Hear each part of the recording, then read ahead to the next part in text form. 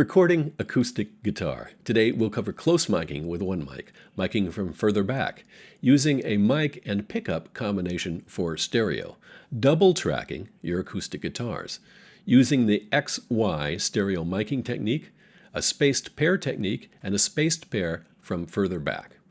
Not only this, but recording in a home environment has some challenges that you wouldn't face in a professional studio. We'll talk about how to deal with those so that you can get the highest quality acoustic guitar tracks from your home studio. First, a quick demo of the 7 techniques that we cover in this video.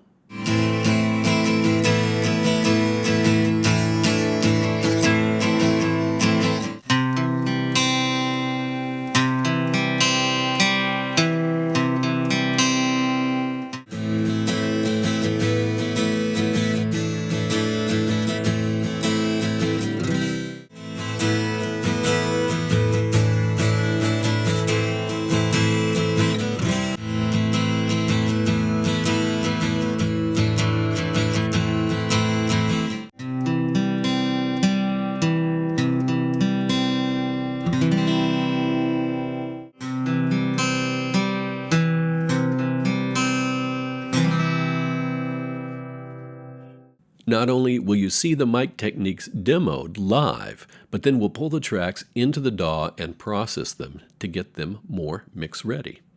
I'm Keith from No Label, No Producer, No Limits.com. Let's dive right in.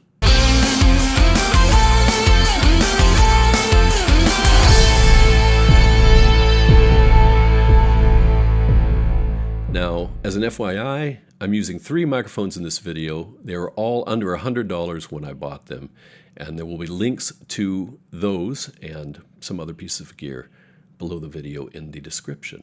Let's start off with how to record an acoustic guitar with one microphone in mono. This is appropriate for situations in which you have, let's say, a full band mix and you're going to pan the acoustic guitar to one side and have another instrument pan to the other side to balance it out. There are ways to get stereo even if you only have one microphone, and we'll go into those in a little bit. But for now, mono.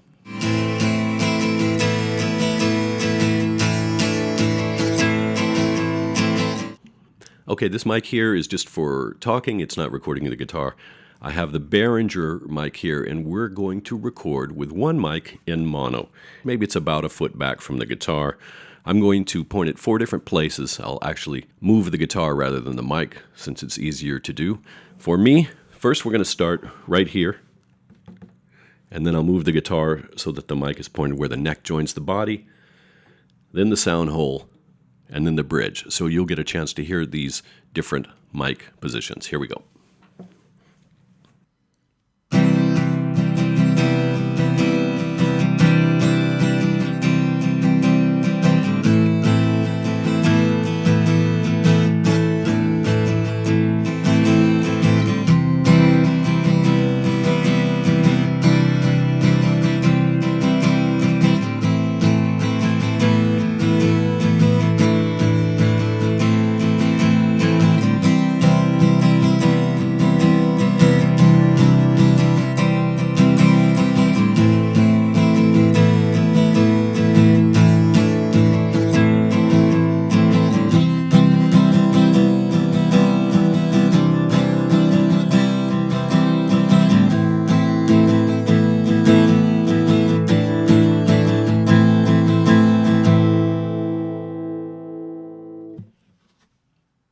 I'm sure you heard the difference between those sounds. To me, the bottom right-hand corner of the guitar sounded best, but where the neck meets the body had a mellower tone, and toward the bridge had a thinner tone. The sound hole, when I had it pointed directly at the sound hole, it sounded woofy and bassy to me. In fact, all of the sounds were a little bit bassy to my liking. And the reason is, I was using a directional mic, and most of the mics you will use will be directional. And with a directional mic, the closer it gets to a sound source, the more bass you will pick up. So we could move the mic back further for a more balanced sound with less bass, and we're going to try that in a minute. However, we need to balance a couple of factors. One is, the further the mic is from the sound source, the more room sound there will be. So if you have an untreated room, that might not sound good. Secondly, I'm recording this in a living room in a condo, and you might be in a similar situation. About 80 or 100 yards to my right, there's a 4-lane highway, and you really can't hear it too much. But the further I move the mic back, the more I have to turn up the gain on the mic, and the more that traffic noise comes in. So we're going to experiment with moving the mic further back from the sound source and see how that goes. I just smile and say, I'll be there in no time. So I just smile and say, I'll be there in no time. I plan my getaway, gonna leave all this behind. No, I'm not gonna stay, gonna hit the road and feel the wind upon my face, my mind. Instead of living this slow life, I just smile and say, I'll be there in no time. Type home recording in the comments to get more information on the Home Recording Mentorship program. Now I've doubled the distance from the guitar to the microphone. Let's take a listen to that, just pointed at the space below the neck where the neck meets the body.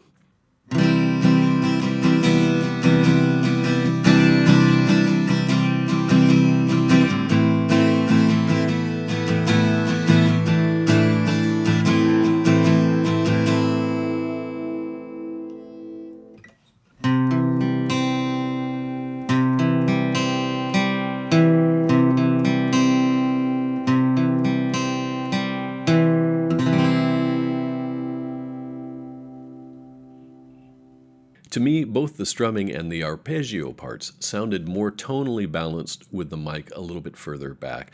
I thought the arpeggio particularly sounded good. However, I think the strumming had a little too much room sound for my taste in it. I would like it to be more rhythmic, more percussive, and more detailed. And so I think I would choose a mic position in between the two that we just had, somewhere between 15 and 18 inches instead of 1 foot or 2 feet. And that's about, I think, 42 centimeters. And that way we would get a balance between those two sounds, hopefully percussive and detailed, not too much room sound, but tonally balanced. Our goal is to get a sound that's as close to the final sound that we want as possible so that we don't have to work so hard in the mix and make drastic changes. Okay, here's the Behringer close mic. Let's process it. I'm going to start with some EQ. Use Reek here, and I can solo up these bands by holding down Shift and mousing over them. Let's find the low end.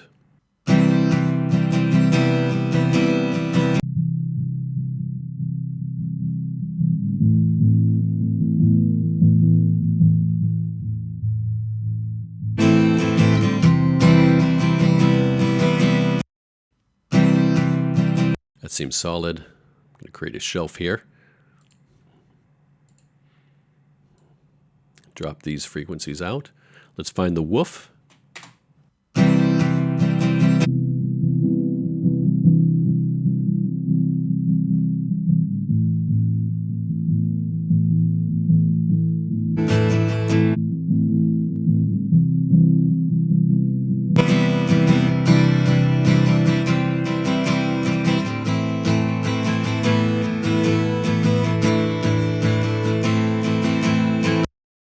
A little bit of strum sound, a little body of the attack of the pick hitting the strings.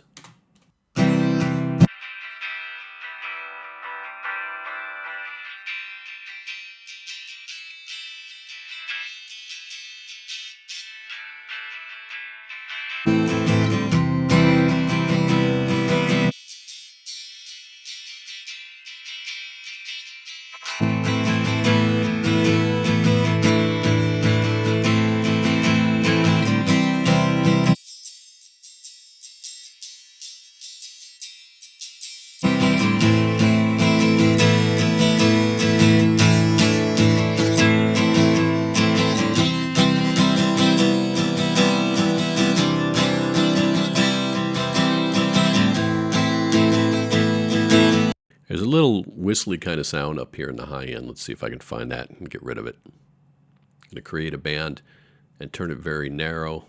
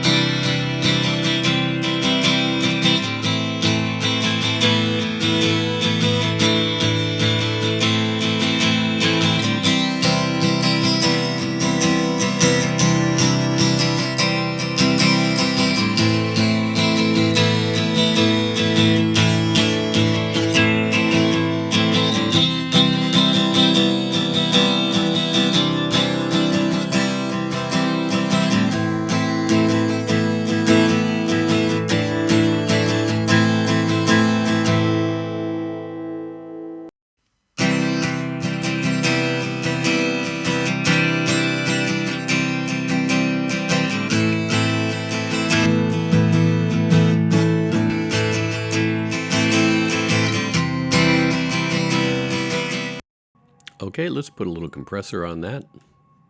We'll try the LA Tukan, Series 2.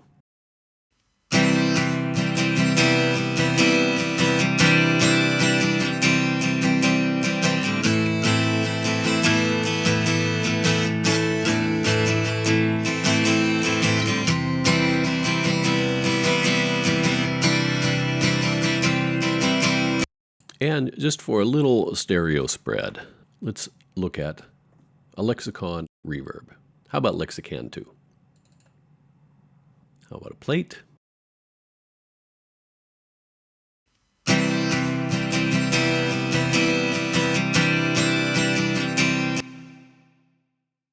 Shorten it up.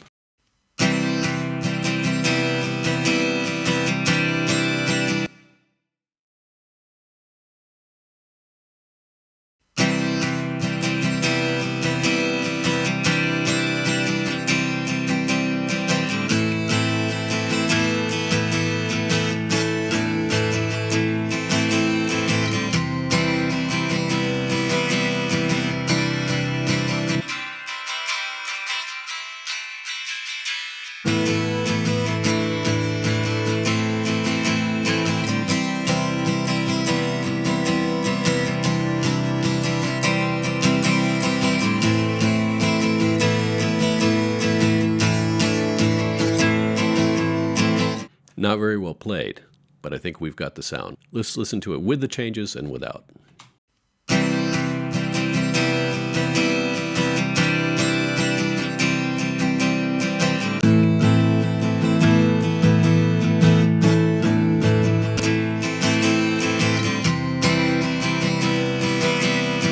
There you go. Okay, let's start with the same setup we had on the close mic with an EQ. I'll put this in a loop.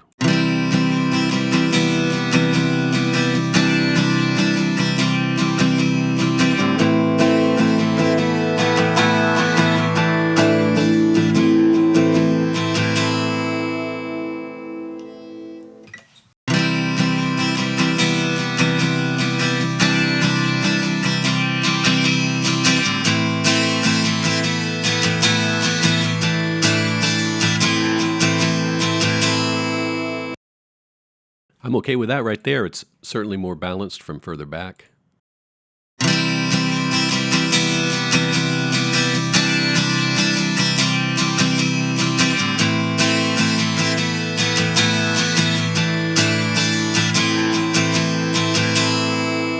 This time let's try the Lexican with the stock patch here. I like that little chorusy effect.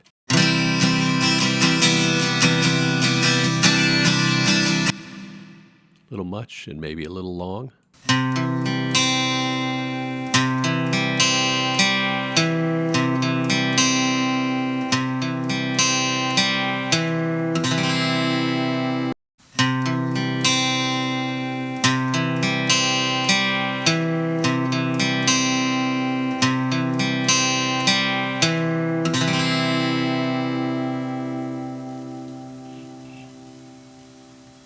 That seems just a touch brittle to me, so let's pull back on this high end on the EQ.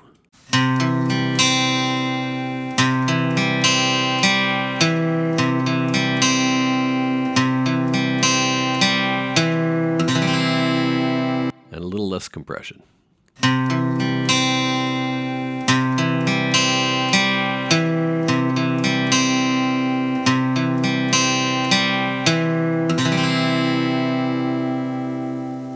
Okay, there we have a single mic a little bit further back. As you can see, there's much less EQ required further back. I think I would split the difference between the close technique and this technique and come in at about 15 inches, about 40, 42 centimeters, I think.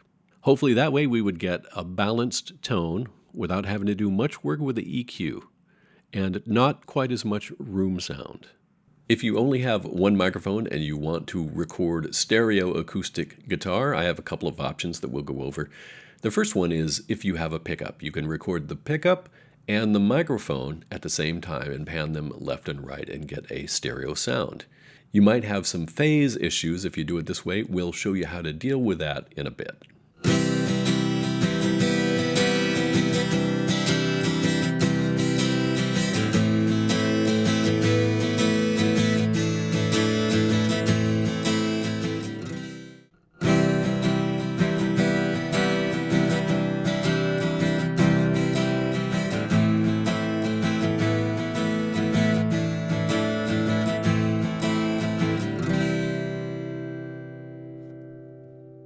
Sounds okay, but a little bit lifeless. Let's add some EQ. I'm going to start here, and we'll use Reek. I don't know how it's pronounced. It could be Re-EQ, but I pronounce it Reek, which is free, available in Reaper. Now what I'm looking for is 4 areas. I'm looking for the solid low end, the woofiness that's just above that, the sound of this drum, and then maybe some sizzle or presence up above. Now with Reek, I can solo up areas just by holding down Shift. So I'm going to look for those areas one at a time. Here we go.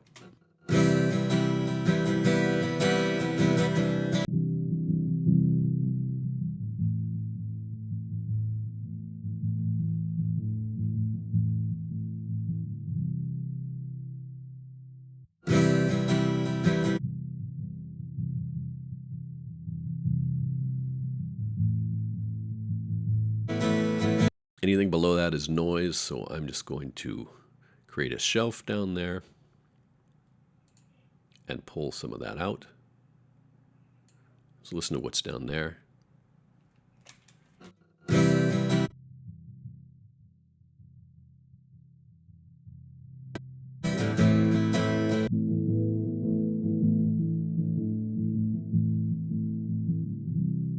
There's some stuff down here I really don't like.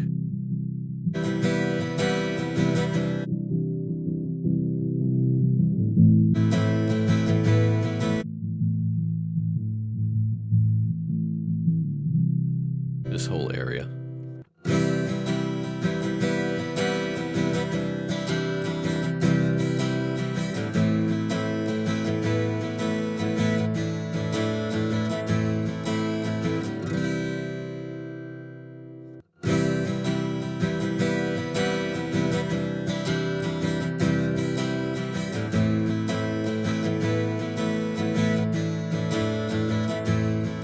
I think I've cleared up the low end just a little bit.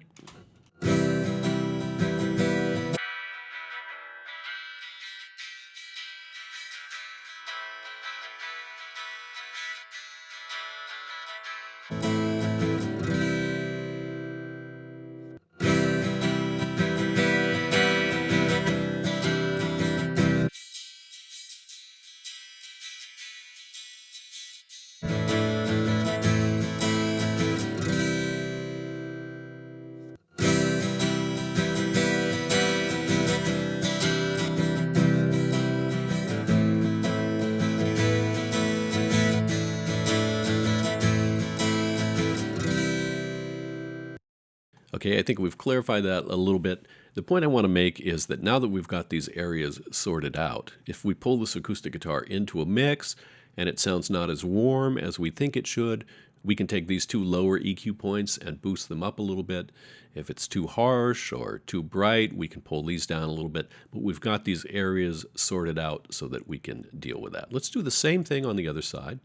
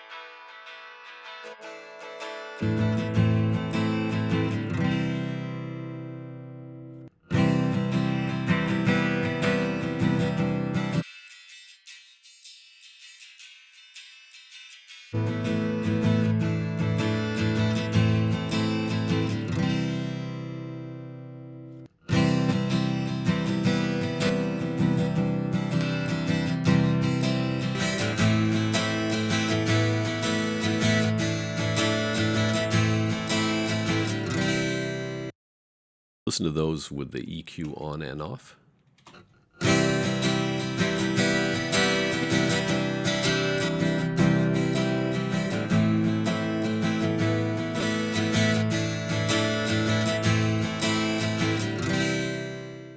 Okay, we've certainly added some life there. I'm going to add a compressor. I have these run through a master, and I'm just going to pop a compressor on there really quick. I'm going to use the LA Tukan.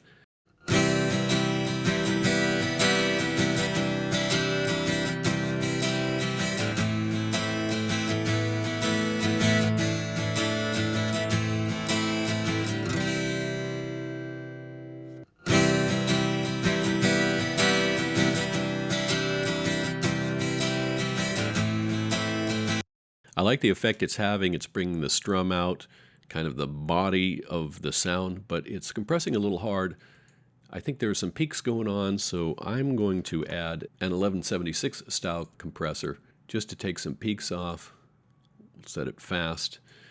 And my goal here is just to chop the tops of these peaks off so that it doesn't hit the LA Tukan so hard. So we'll drag it above the LA Tukan, set the input so that it's just coming in at the hardest parts.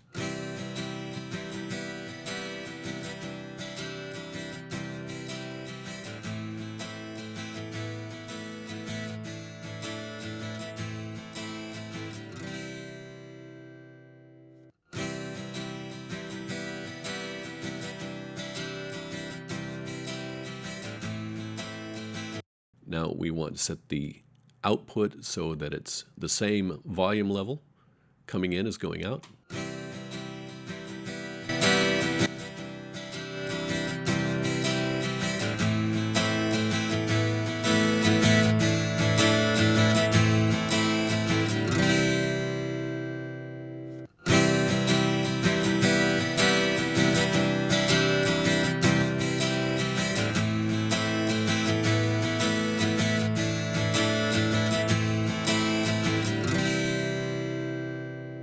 Okay, I like that better. Something interesting here, I have on this master that I'm running these two signals through, I have a goniometer. And that's going to tell us how wide the sound is and also give us information about phase correlation. So in general, what we want to see with a stereo signal is something to the right of 0. If it dips down below 0 every once in a while, it's okay. But in general, we want to see the level up here. And I also have the M stereoscope. On a stereo signal, if you're below 33, it starts to sound fairly mono. There's not enough width.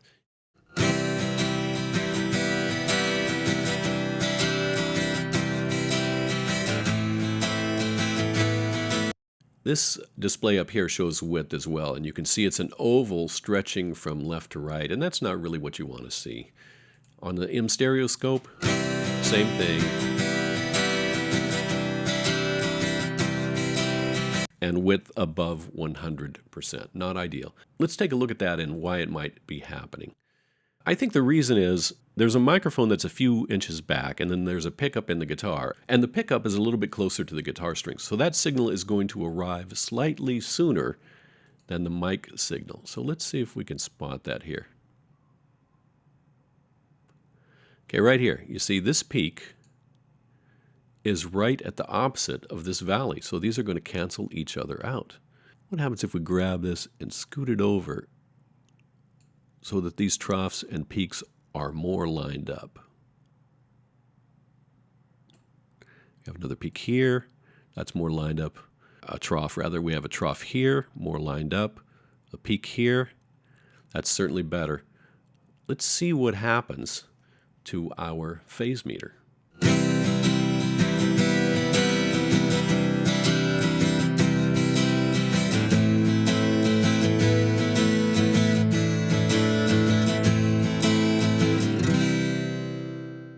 And now our stereo width is more reasonable, and it should sound decent in mono. Let's check it out in mono.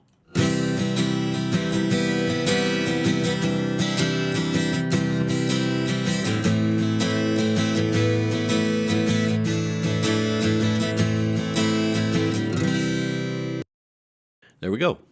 Now it sounds a little boomy again to me because I think we put those in phase. It was probably losing some low end with the phase cancellation, so we might just come down a little bit on these puppies.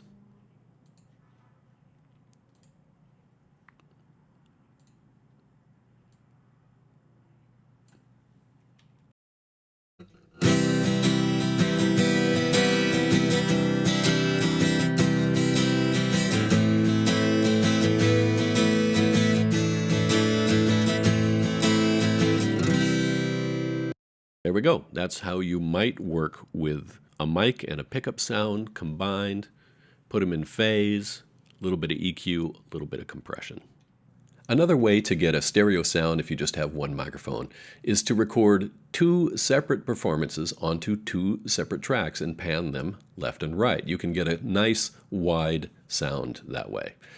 Now, since acoustic guitar is often a very percussive instrument, you really have to lock in your performance or it sounds sloppy.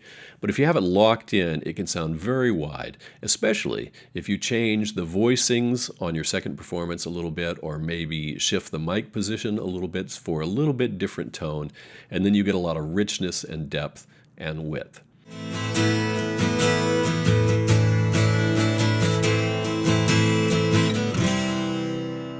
I played to a click track, by the way, and it's pretty unpleasant to listen to, so I will just do a little montage and then you'll hear the final results.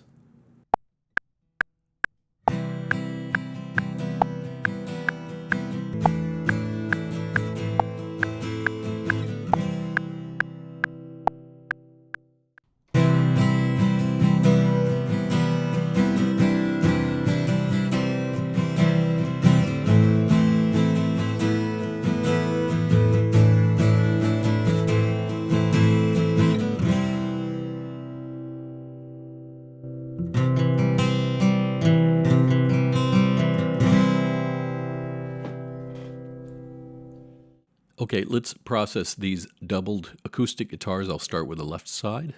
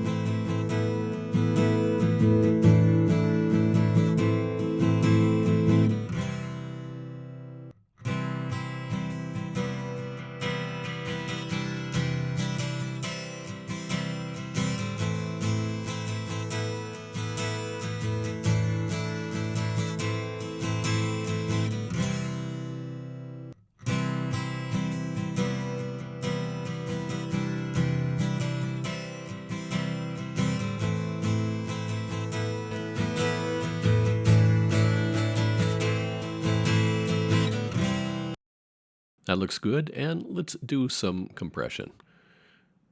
We'll just compress the master. I'm going to try my usual favorite, the LA Tukan.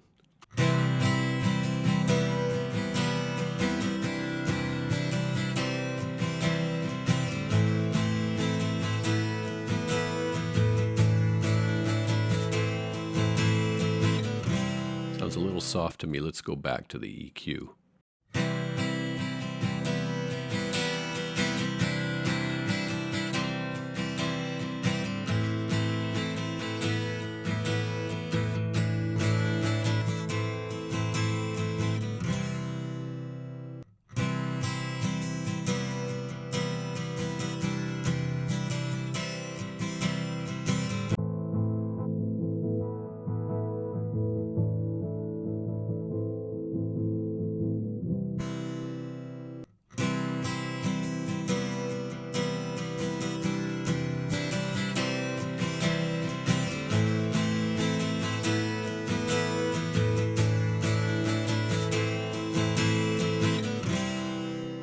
I like that better. So that is one microphone recorded the same way, doubled up. The XY or coincident pair technique is a stereo miking technique based on the idea that you put the capsules of the mic in almost the same place. Now, why would this be important? Well, sound travels across the room in waves of pressure, peaks and troughs. And if you have the mics in two different places, one might be in a high pressure part and another might be in the trough, the low pressure part. And when you add those signals together, they will cancel out at certain frequencies, and it might sound thin and weird when your mix is in mono. So the XY technique avoids that by having the capsules in the same spot. Now typically you cross them over each other and it goes between a 90 degree and a 130 degree angle. What I usually do is just pick my two favorite spots on the guitar and point one mic at one and then cross the other one over and work with it a little bit to where I can get the distance and the angles right so that the two mics are pointed toward my two favorite spots to mic a guitar.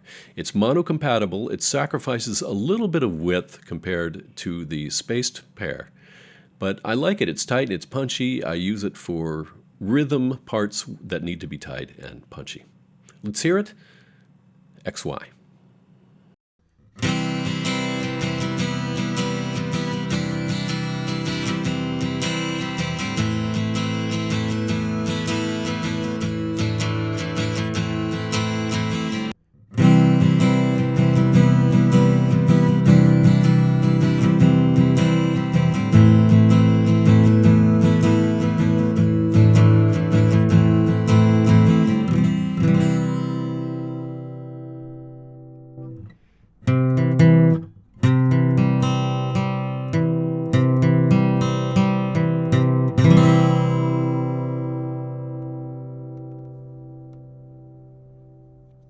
So this is the XY pattern recording. And as you could tell from the demo there, it's not as wide sounding as some of the other patterns we're going to look at today. In fact, I have a couple of meters here on the master. I'm going to play it for you and show you something. This is the M stereoscope from Melda Productions. And this meter here shows width. Now, 33% is about the minimum width that you would hear something and it starts to sound stereo. So let's just take a look at this real quick.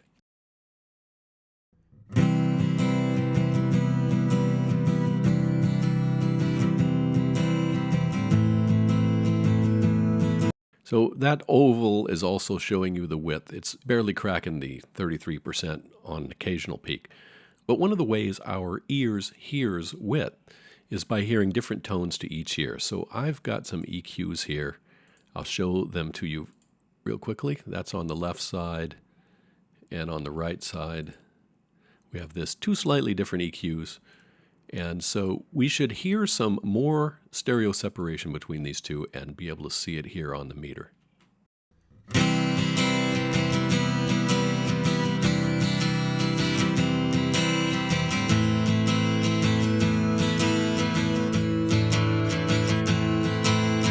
I happen to have been working on a song that had an XY acoustic guitar in it, and I thought I would play that for you and show you how it sounds in a mix context. So here we go.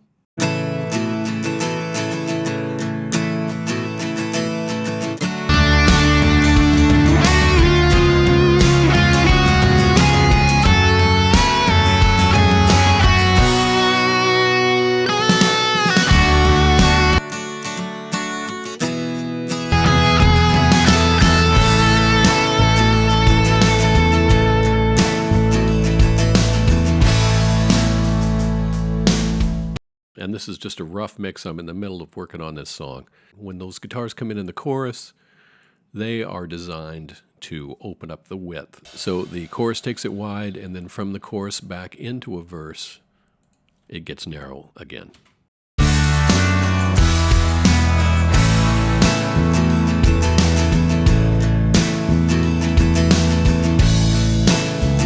Let's take a look at what processing I have going on those acoustic guitars. It will look familiar to you.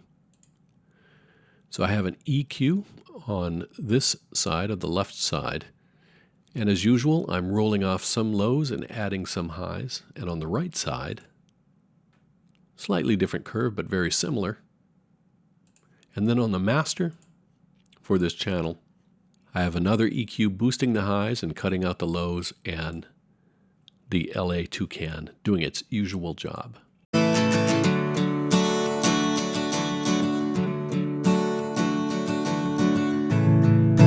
are the original tracks.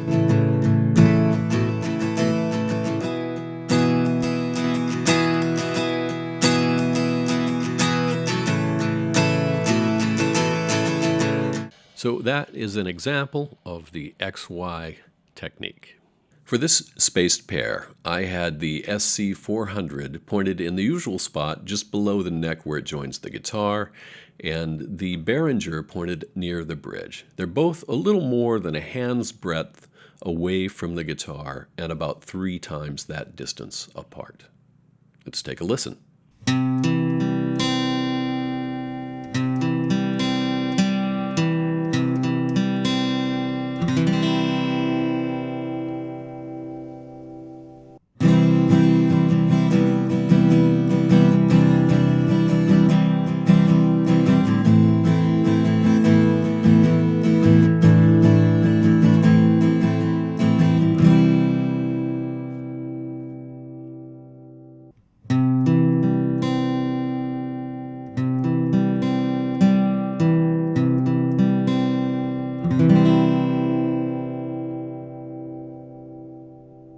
Okay, here is our space pair, fairly close to the body of the acoustic guitar. Pan left and right, and of course we're going to have some proximity effect going on, so it's going to be a little bassy. Let's do some processing. We'll start with the bifaily side.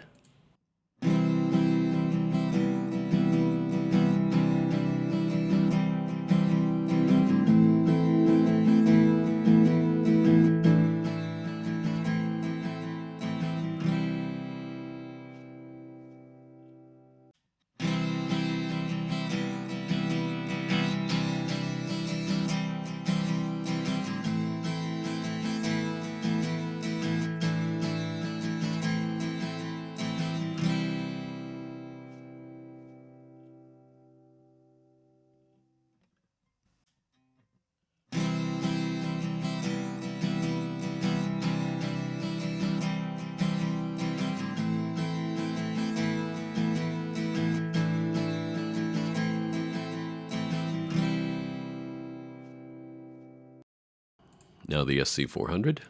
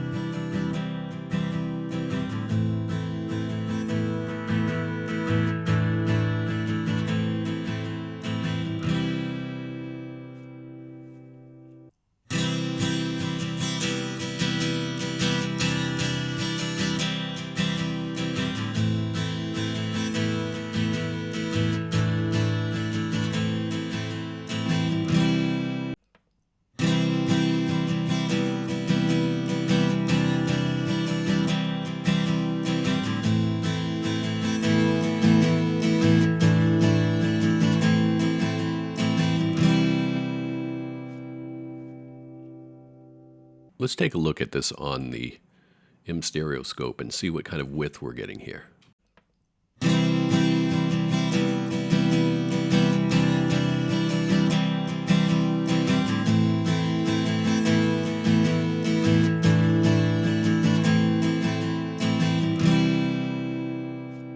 let's check out phase coherence as well.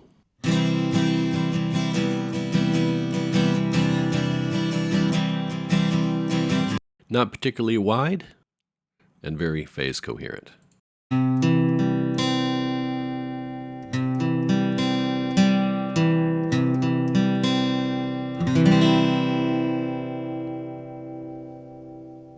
Let's put a little compressor here. I've got the LA Tukan already called up. Let's see what it will do.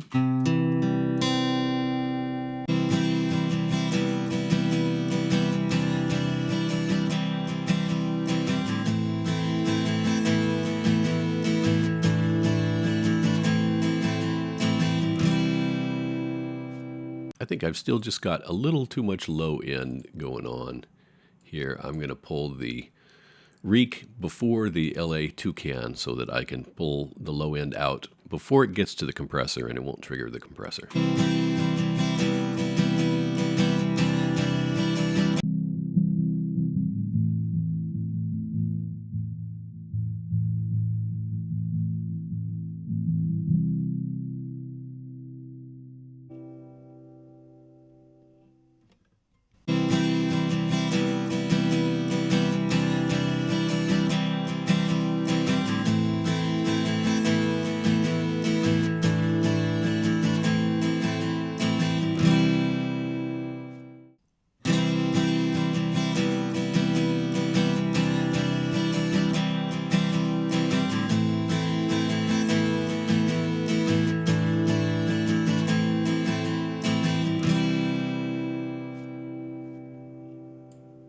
Try a little bit more.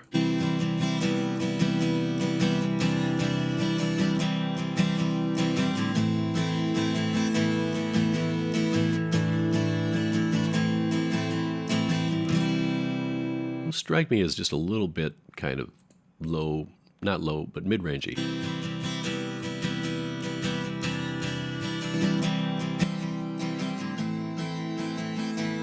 Yeah, okay. I'm going to go to this EQ and see if I can find that area that's bothering me.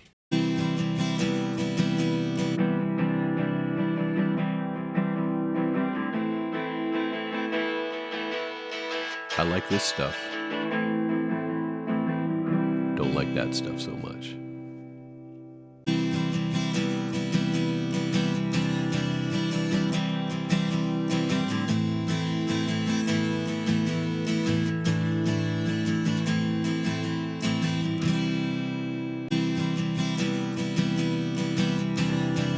There we go.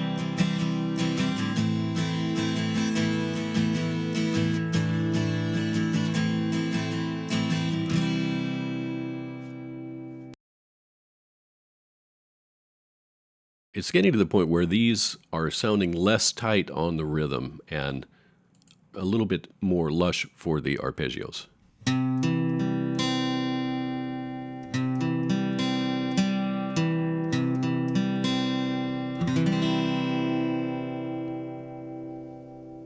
I think for a strummy sound like the first half of this, I would prefer an XY technique. But for something slower and dreamier, it sounds good.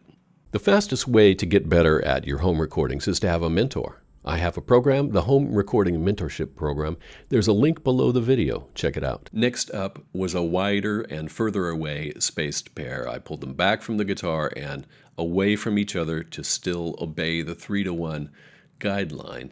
Here's what it sounds like with the mics further back in the room.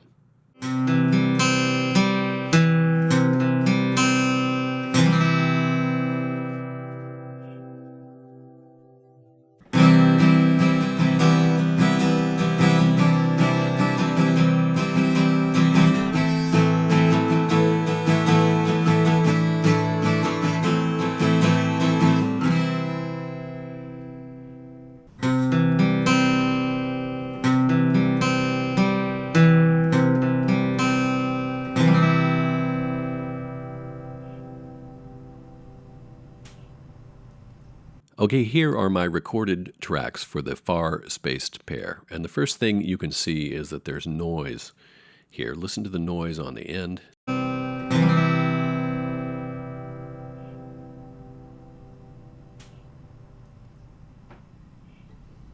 A lot of traffic noise. The further the mics are away from the sound source, the more you'll have to turn up the gain to get a decent level, and then the more the background noise will come up. Let's process it and see how it goes, though.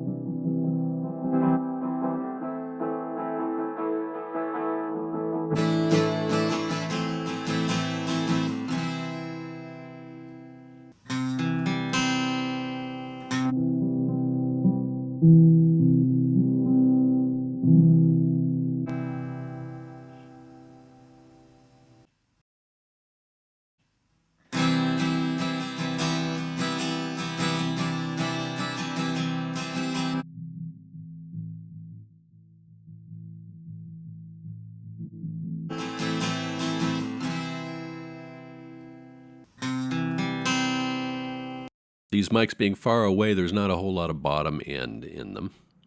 Let's take a look at the other one. That was the bifaily.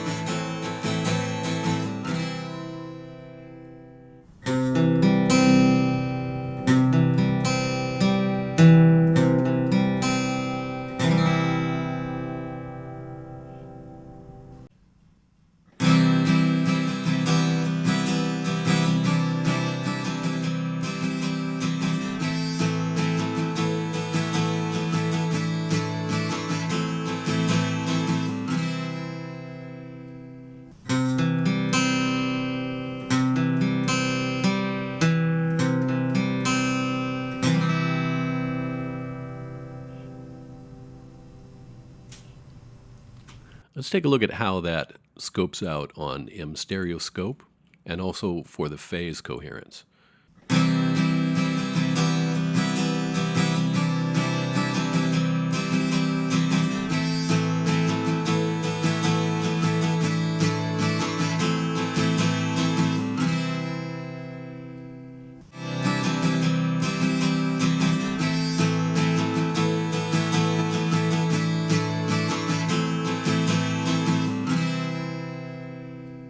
Let's see if we can do some noise reduction on this. My first goal is to find a noisy spot. We'll start with this side. A noisy spot that doesn't have the chair creaking in it.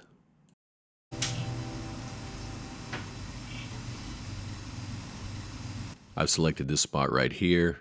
You might have to turn this up, but be careful with the volume. It's just noise. So I'm going to build a noise profile. Going to add something called reefer. Yes, reefer. Going to switch the mode to subtract. And we'll have it as precise here. And let's check automatically build noise profile. I'm going to put the cursor right here inside just this part, so only this part plays.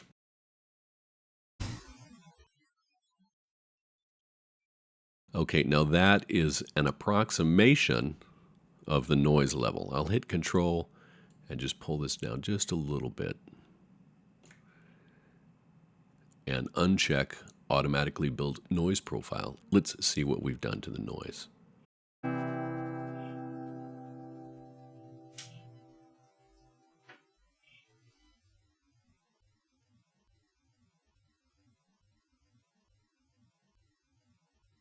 See if we can make that even a little better.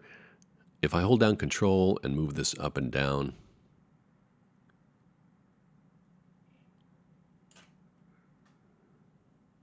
that will help a little bit. Let's see what happens here. Okay, I've completely removed the noise. Let's see if I've screwed up the sound.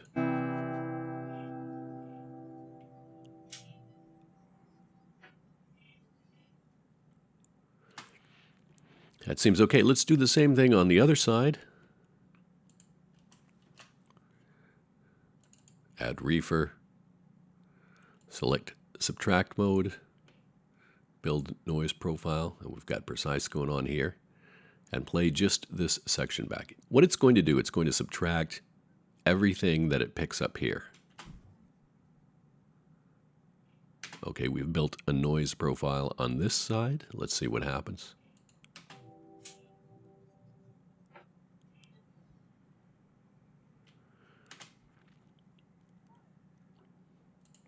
Let's play this last section. Turn your volume down again.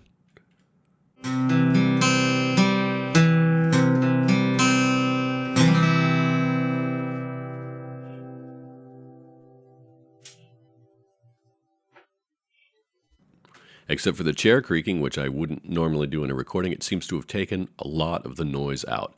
So if you have a consistent noise, you can remove it to a certain extent with a noise reduction tool such as reefer, and then perhaps use this spaced mic technique with the mics a little bit further away. But this definitely has the most stereo spread of any of the techniques that we've used. That's a spaced pair with the mics further back. Here are some other factors that can dramatically affect the sound of your acoustic guitar. Number one, fresh strings. I didn't get fresh strings for this video, and you'll notice that once I brought the tracks into the DAW, I almost always had to boost the high end. Fresh strings could have helped that. Secondly, if you have the chance, choose a small diaphragm condenser microphone, or perhaps a microphone with a bass roll-off switch.